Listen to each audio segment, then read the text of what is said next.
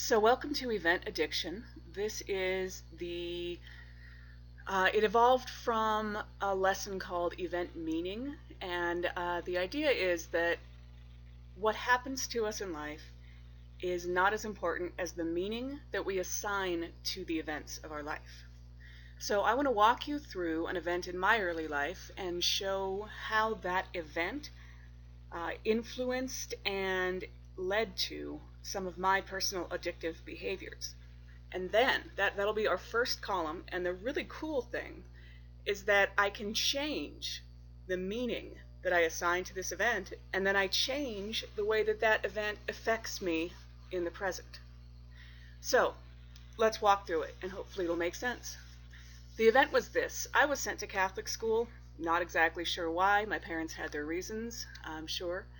I was sent to Catholic school, but I wasn't Catholic, so I was the only kid in the class that wasn't baptized. And I remember begging my parents to let me be baptized because I wanted to be like all the other kids, right? We all want to be like all the other kids when we were in elementary school. And I remember in second grade, the priest came into the class, and he came in and he would give, religion talks and classes every once in a while.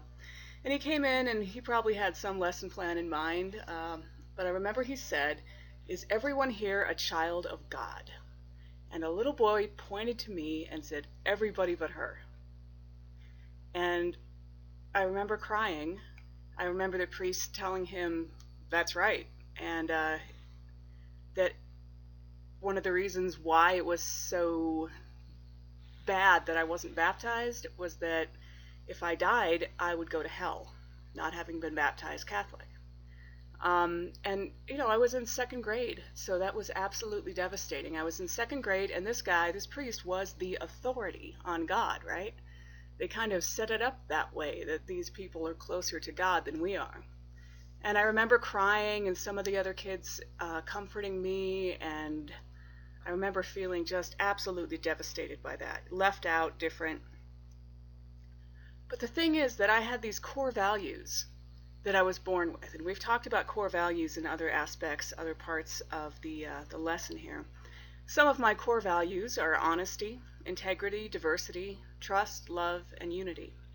And what I'm going to show you is how my behaviors and my belief systems got out of alignment with those core values because of events just like this one. So there are two things that make up the meaning that I assign to any event or situation in my life. The first one is how I judge the other people in the situation, and the second is how I define myself in the situation. So, my judgment of others at the time, the priest was mean, the other kids were mean because they judged me as less than they were. I also thought that they were right, that other people were better than me, that they all had something, that God had chosen them to be part of his family, and for some reason there was something wrong with me that made me not a part of that. And that was pretty unfair. So my judgment of others included a judgment of God, the God character in my mind. And I said, God's not fair and he's not really loving, because it didn't seem like something that a loving, fair person would do, to say some people get to go to heaven and some people have to burn in hell for eternity, and there's nothing they can do about it if their parents won't let them go through the ceremony of baptism. So that was how I judged others at the time. I also judged myself. I defined myself, and this was an early I am list. I said I am an outcast, and I've certainly felt that way for most of my life in many different situations. I'm different, I'm unwanted, I'm unloved.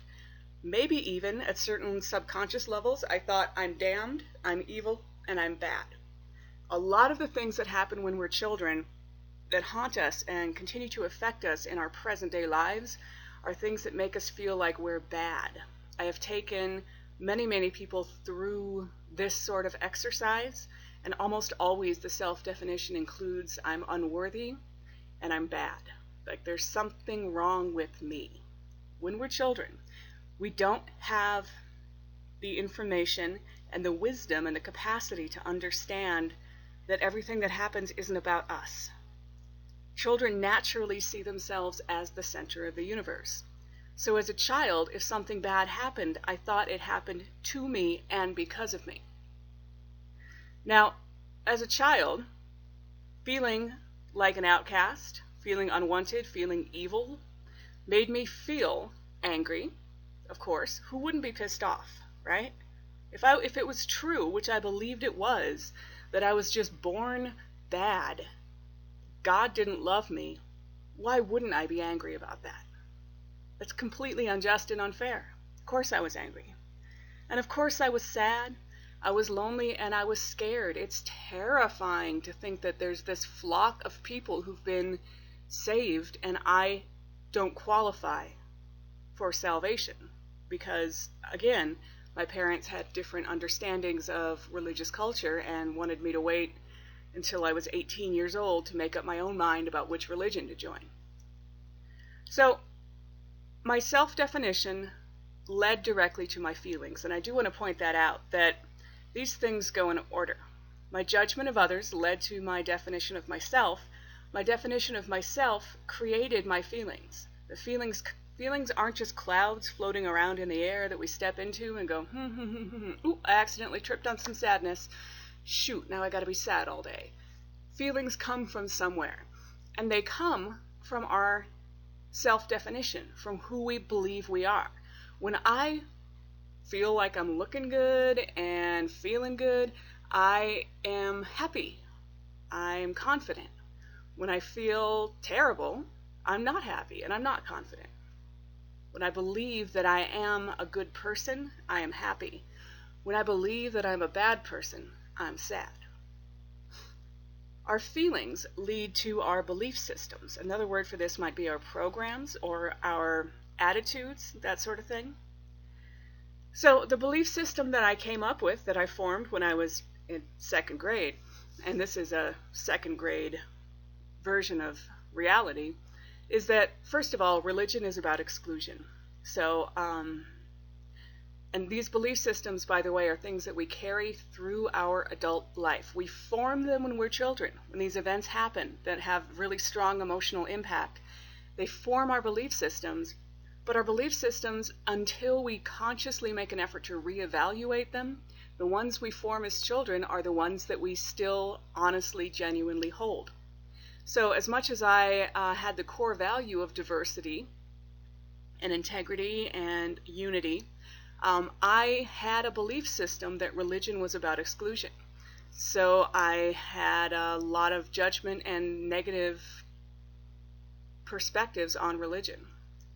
Normal people didn't earn their happiness.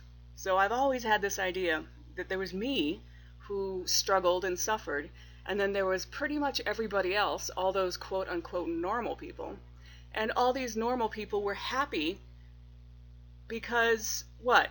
Because they were just qualified for happiness in some way that I wasn't. I didn't think that people earned their happiness, I didn't think they worked for it, and I didn't really think other people suffered. There was a real wall between me and other people where, like I said, I was unhappy, and that was not fair because it wasn't my fault. It was something that I was just left out of God's happy little family. And normal people, you know, they didn't choose that. Their parents made the choices for them. So again, normal people didn't earn their happiness. They just kind of had it given to them, which is ridiculous. But again, I was in second grade, so what can you expect as far as, perspective and wisdom from a second grader?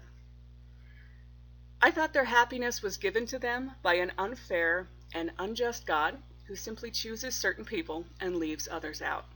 And that really was a core belief system that I held.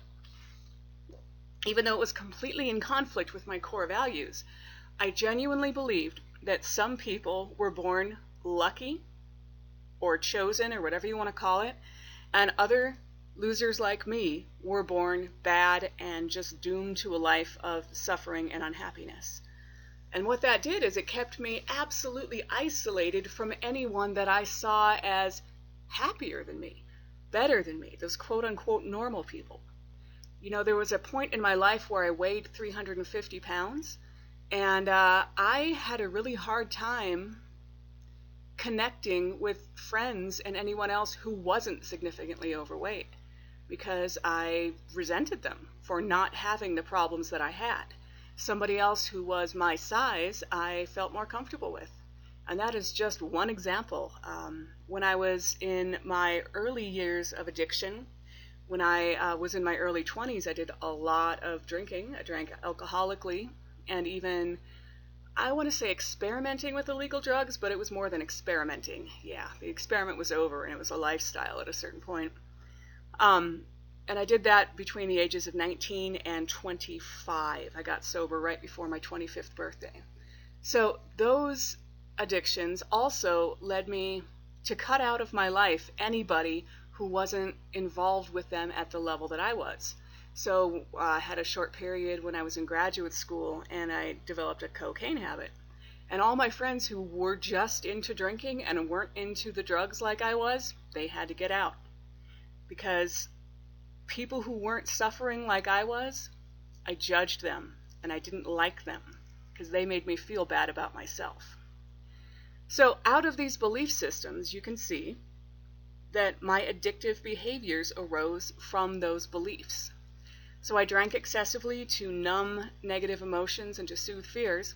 And as we've discussed earlier in the addiction life course correction class curriculum, thought patterns can be addictive, as well as chemical dependency and behavioral addictions. We are addicted to thought patterns.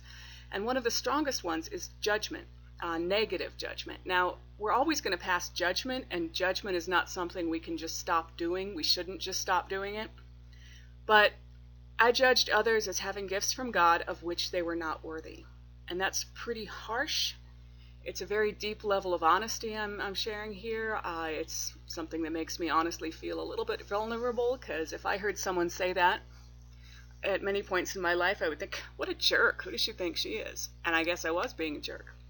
But it's because I was hurt. The reason I formed this addictive thought pattern that was very negative and very destructive was because of what happened when I was in second grade. And you can see again, my judgment of the other people in that situation led directly to my self-definition, which created these feelings, and this belief system, which led to these addictive behaviors. So that's where I was. And honestly, if I had not done any self-discovery, self-improvement work, I would still be there.